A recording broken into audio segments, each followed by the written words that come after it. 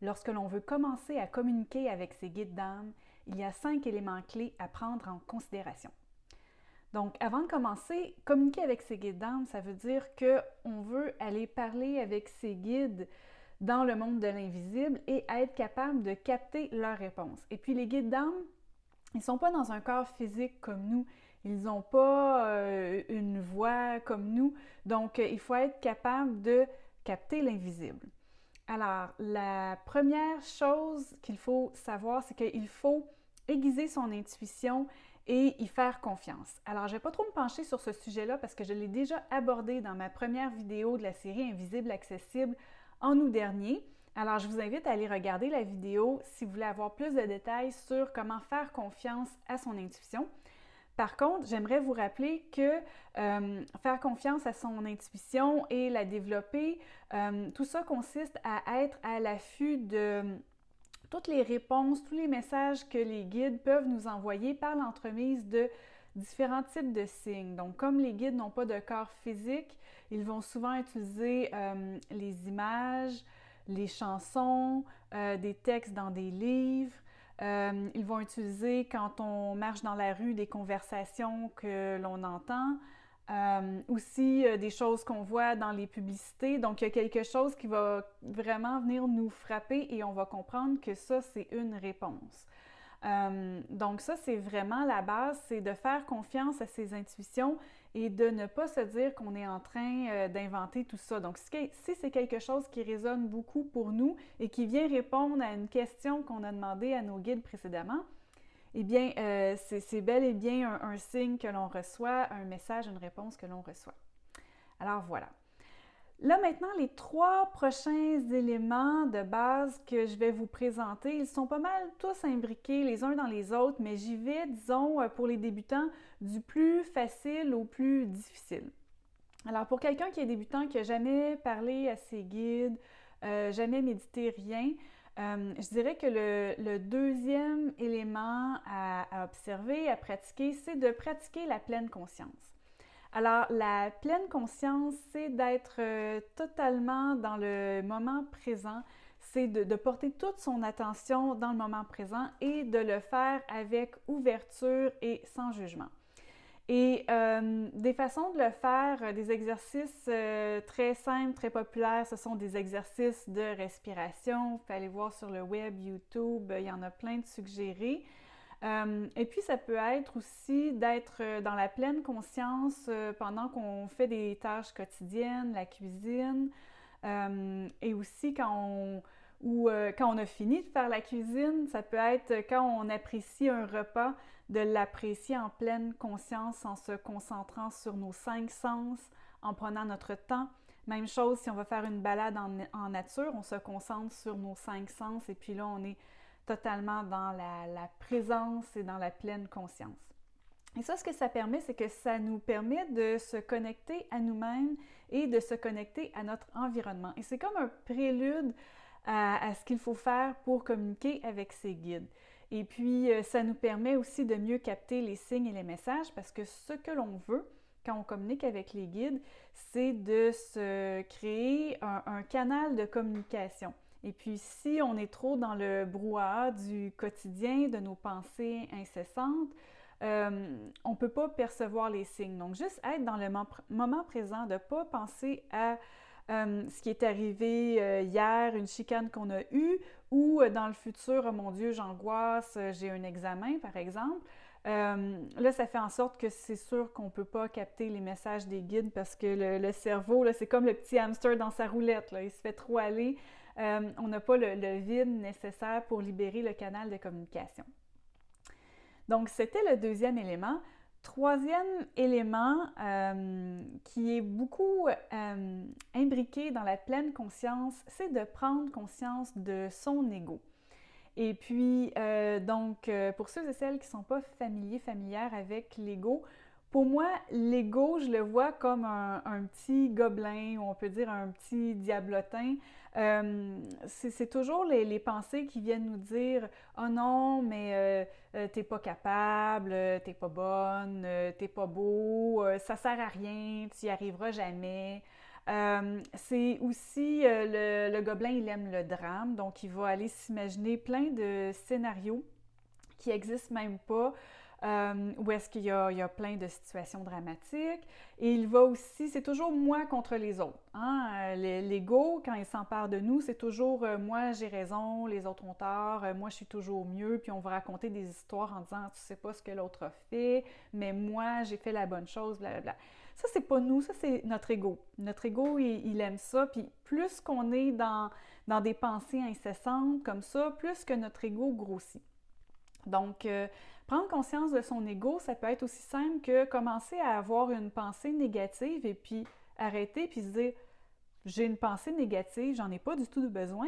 Et là, qu'est-ce qu'on fait? C'est qu'on se met un petit peu, l'ego est là et nous, on se met à reculer et à être l'observateur de notre ego, de nos pensées, de nos émotions aussi, parce que l'ego, il aime ça quand on a des émotions super intenses, on est fâché, on est frustré, on est angoissé. Lui, c'est comme, non, il se nourrit de ça, là, il aime trop ça.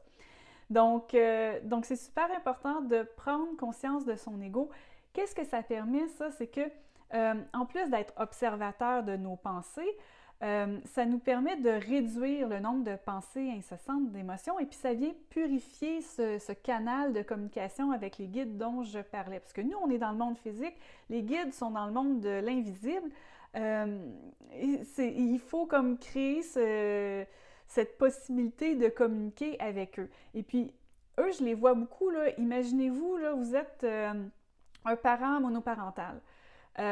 Vous êtes dans la cuisine, il y a la télé vous êtes en train de regarder une émission sur votre téléphone, il y a une émission sur Netflix, vous regardez ça.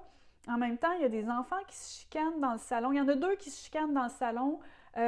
Puis là, vous êtes vous cuisinez, en train de regarder l'émission, puis vous êtes en train de vous demander si vous faites le bon dosage, vous êtes en train de lire la recette en même temps. Puis là, il y a un troisième enfant au fond de la pièce qui vous dit maman, je viens de me faire mal. Tu sais, le petit enfant gêné qui parle jamais fort, là, mais vous n'allez jamais l'entendre, le petit enfant gêné qui est super loin dans la pièce.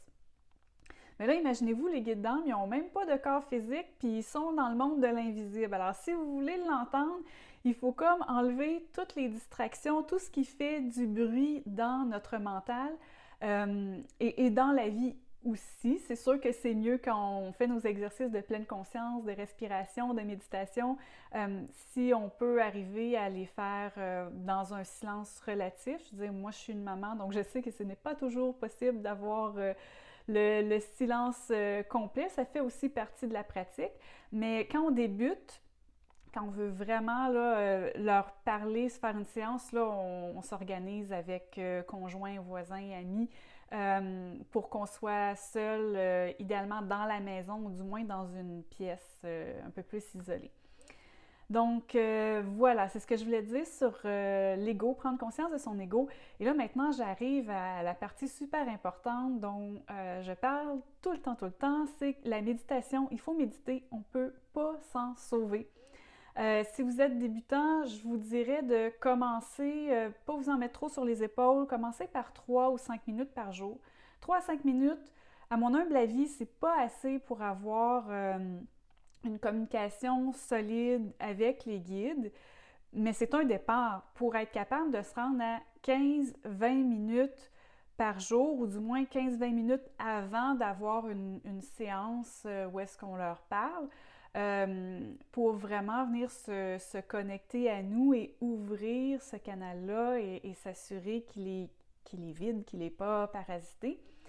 Donc voilà, ça sert à nous mettre dans un état de quiétude, de calme, où est-ce qu'on peut visualiser un canal qui est tout blanc et puis que là, ou un fil et puis on communique avec nos guides. Ça nous aide à capter l'invisible.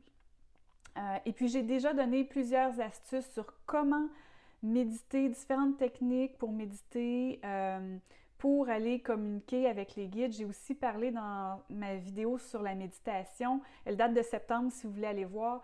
J'ai aussi parlé de comment se protéger quand on se met à communiquer avec le monde de l'invisible.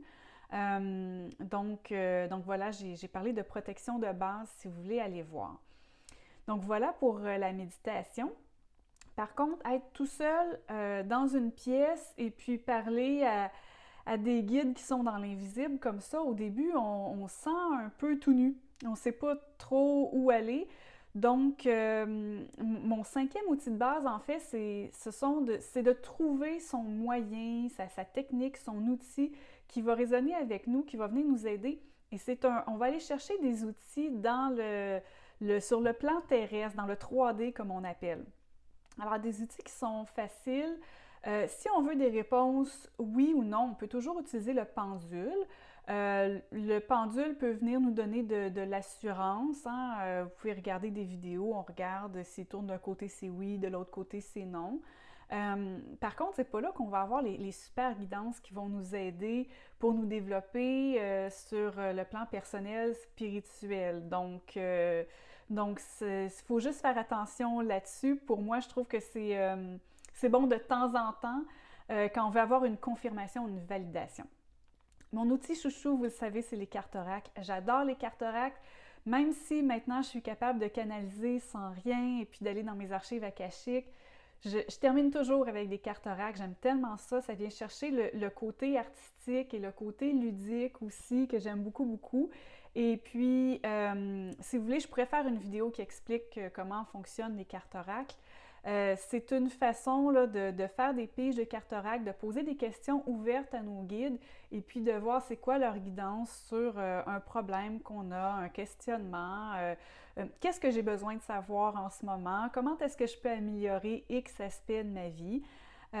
Donc ça, c'est facile parce que la carte, pour vous aider, déjà, il y a un mot ou il y a une phrase sur la carte. Et puis après ça, quand vous êtes meilleur, quand vous êtes plus habitué, vous pouvez regarder la carte. Il y a un petit livret, mais quand on est habitué, on ne sert pas du livret. Et là, on demande au guide, bon, ben, qu'est-ce que vous avez à me dire sur ces cartes-là? Et puis la carte oracle, c'est comme un point d'ancrage pour le message. Donc voilà. Sinon, il y a l'écriture automatique, l'écriture intuitive aussi, qui est vraiment bien. Donc, vous pouvez faire votre méditation, vous asseyez avec votre petit carnet, votre feuille. Vous pouvez aussi le faire à l'ordinateur. Si vous avez comme moi, un peu de problèmes au bras, vous ne pouvez pas écrire longtemps ou si ça vous convient mieux.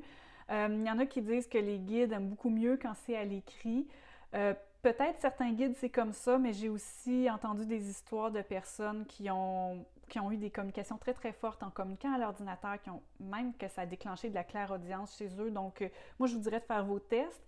Mais c'est la même chose, poser une question, puis vous commencez à écrire, puis au début, ça peut être comme un peu, vous sentez que c'est votre propre réponse, vous écrivez n'importe quoi, mais à un certain point, vous allez voir que c'est les guides qui embarquent. Et puis, vous mettez à écrire très, très vite et c'est eux qui vous donnent, par votre intuition, les réponses par écrit. Donc là, c'est plein de méthodes qu'on vient s'aider avec du matériel dans le monde terrestre 3D. Quelque chose qui est vraiment intéressant, si vous utilisez tous ces moyens-là et puis vous commencez à être meilleur et vous voulez aller plus loin pour développer vos capacités de communication, c'est d'aller trouver quelqu'un qui vient vous mentorer. Donc, trouver un mentor qui vient vous aider. Et puis, les mentors, ce qu'ils font, c'est qu'ils viennent vous donner des conseils spécifiquement pour vous. Parce qu'on est tous différents, on est tous capables de communiquer avec l'invisible, mais on a des talents ou des affinités qui sont plus développées que les autres. Il y a la clairvoyance, la clairaudience, la clairsentience, la clairconnaissance. Ce sont les 4 clairs les plus connus. Puis il y a différentes façons. Il y en a qui vont y aller avec le magnétisme. Ils sont capables de connecter avec les guides, de guérir les gens, de donner des conseils. Donc voilà, il y a plein de possibilités. Moi, dernièrement, j'ai commencé à offrir des services de mentorat à des personnes, justement, où est-ce que je me connecte avec les guides, je me connecte dans leurs archives akashiques et je vais voir qu'est-ce qui est le plus facile pour eux, c'est quoi le premier pas, l'exercice qui va les faire évoluer le plus vite possible. Et puis, moi aussi, j'ai toujours une mentor, donc, c'est super important. Et puis, ma mentor a une mentor, et puis c'est toujours comme ça, hein, pour toujours essayer de se stimuler et de se faire avancer là-dedans quand ça devient une passion.